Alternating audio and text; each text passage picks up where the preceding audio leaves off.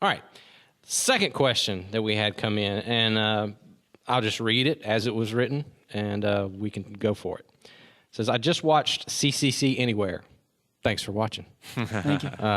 And this is directed a little bit to Ed. Ed said, and this is just last week, I imagine, this past Sunday. Ed said, everything had been removed from God's side that keeps us from being connected to Him. What is it that separates me from God?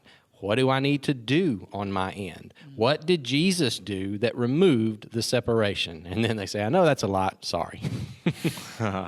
So, do you need me to go back over the questions? Did y'all catch all those? Yeah, I think so. I think it's a great question. What separates me from God? What do I need to do? And what did Jesus do that removed that separation?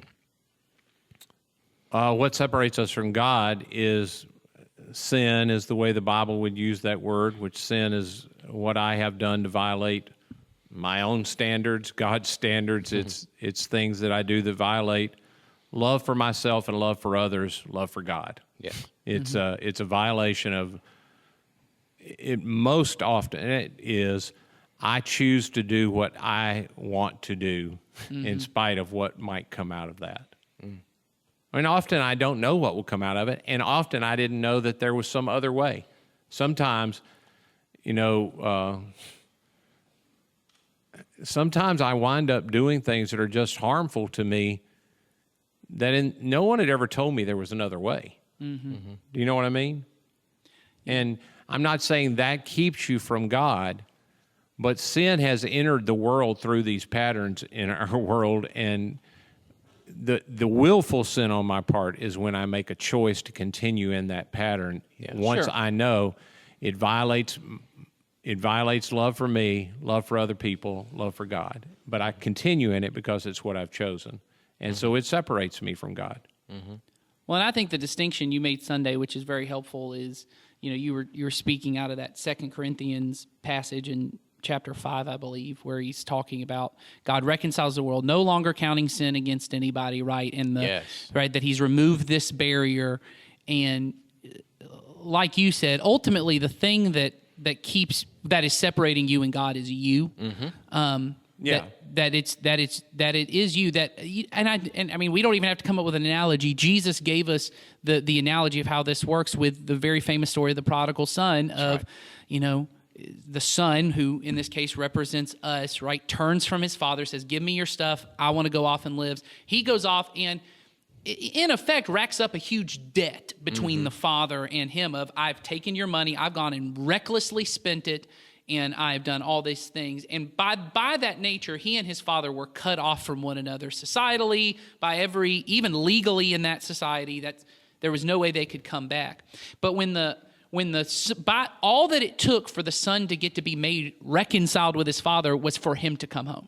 That's all, and really not even come all the way home. No, he just kind of started walking in that direction. He just we don't know how far. Yes. Right. We don't know how far he got. But we know that when he turns and says, "I'm going to do this," there wasn't this. And the thought was in his head at that point, I'm never going to be a son again. That's right. He didn't even have to believe the full truth he says, of how good his father actually was. Right. He didn't have to believe that. He just had to believe there was a possibility I can go home. Well, and I think it's the nature of when we get to a place where we see the good news of the kingdom, that Jesus is inviting us into a kingdom with him. And so the issue comes down to, and this is what you were talking about when you talked about sin, is where do I place my allegiance? Where is the place that I submit my authority to? Is it going to be me and whatever decision I feel is right for me, which we would call sin, right? If I just make the decision for me and what's going to make things best for me, well, that by its nature is sin. But if I choose to say,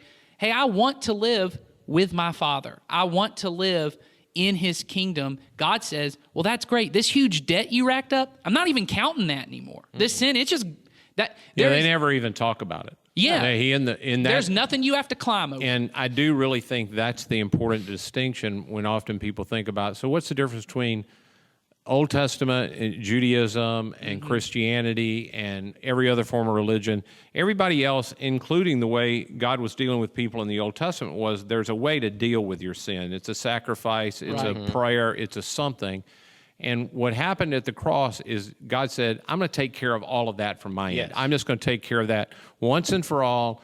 that is all done. From my end, I no longer deal with you on account of your sin. I'm not even thinking about those things. I'm watching you off in the far country in the prodigal son.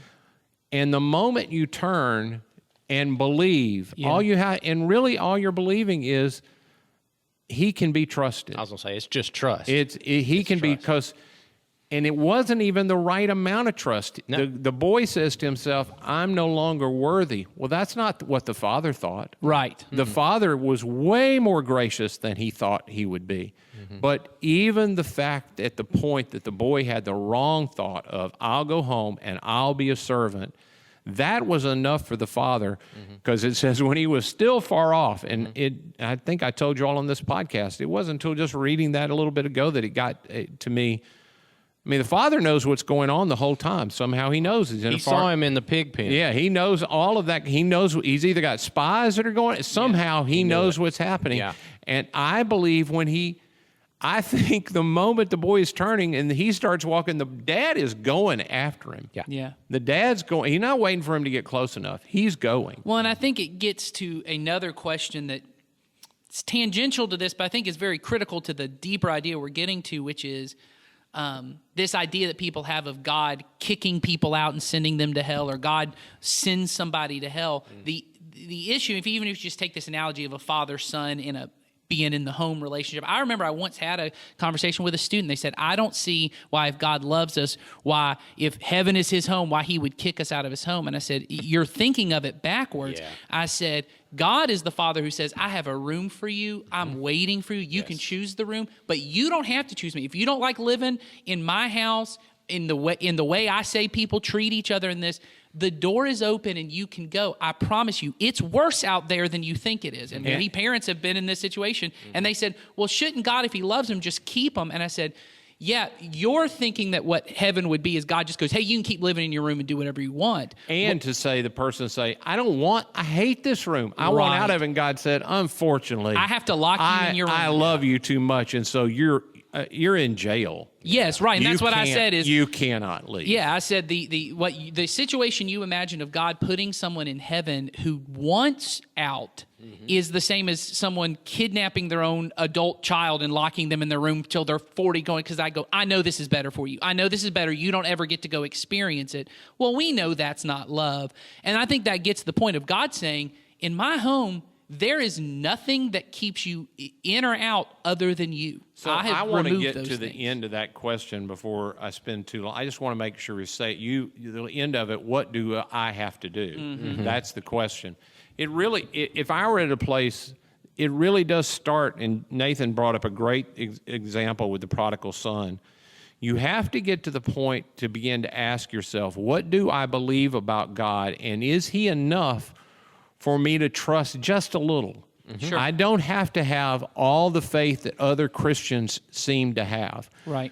Do I think he's good enough that if I turn toward him, he might receive me? That's all. Yes. And once you do that, God will take steps toward you. And once you take those steps, I believe all the rest of them, because honestly, once you take that step, you're saying, okay, I'll take the first step. And so the first step with God is you just say, I trust that. I really do.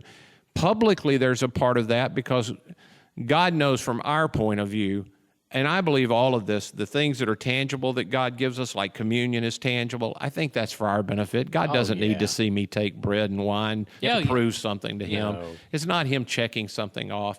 God asking me to relate to other people and not to forsake gathering with other people. God's not taking attendance like he's going, oh, gosh, they were so close. They were at 82%, and I was going to give them 83. It's not about that. He knows that there's a tangible part of this that I need. Yeah. And so the first step is a public, I say to people, I trust just enough. And so I'm baptized. And that tangible thing is for me. Yeah. I won't ever forget going underwater. Right. I'll remember the day, and I'll remember why I did it. For me personally, I never will forget, man. I had it happen twice. Once because I thought people wanted me to do it. It completely didn't take. And, I had to leave everything. And then once, because it was my heartfelt thing of I wanted to not be separated anymore. And I believed just enough. I had no clue where that was going. From there on, the Spirit then begins to lead me. And if I just will stay at that, I believe He's good enough, because trust just means I have looked at you.